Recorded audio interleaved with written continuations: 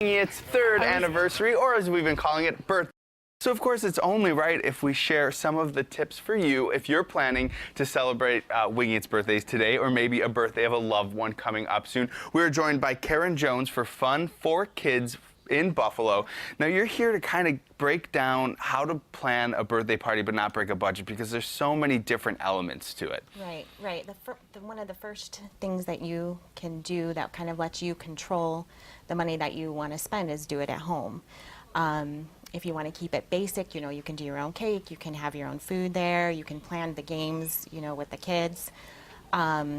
You can spend a little bit more by having, a magician come in. You can have a face painter. A couple of my Facebook fans mentioned that they had a appearance by Rapunzel.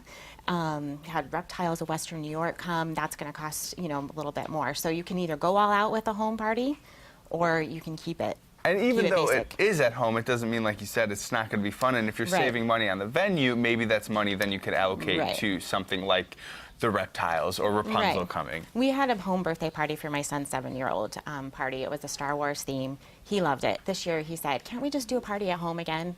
But, 6 and 7-year-olds in my house for 2 hours. I told my husband that's what I was just going to say. One of my most memorable birthday parties my mother threw for my whole, I think it was 3rd grade class, so we had them all in our house. It could be a little overwhelming. It is your house, so if you don't want to do it in your house, another option, of course, is to rent a hall. Right. And a couple of my Facebook readers had mentioned that too. You can get something like at a park for as little as $50, like a shelter.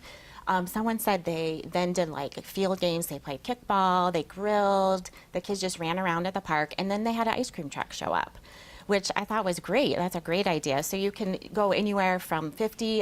Someone mentioned they did a winter sledding party at Ellicott Creek Park, and they rented the casino, which was more like 200 and something. So again, there's a very big price range that you can. But in these cases, you're renting that hall or shelter, you're not spending so much on entertainment because it's kind of almost built in. Exactly. So you can, it's free. The entertainment can basically be running around in the park with the games or the sledding, so Well, it'll definitely make a lot of kids jealous that they don't have a summer birthday, because that shelter might not always work out. I love that. And the casino has like a fireplace inside, so they toasted marshmallows and stuff like that. So my daughter has a winter birthday, and usually you think, oh, we gotta do it inside, but I never thought to just, enjoy what you can have with the snow. Embrace, so I love that idea. Embrace the season.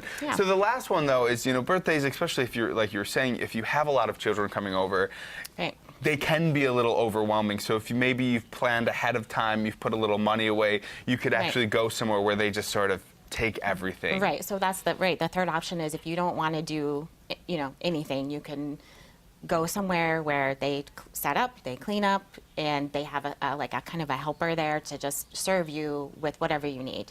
We did a bowling party this year for my son's birthday, which is what he wanted to do. It was wonderful. I actually enjoyed myself.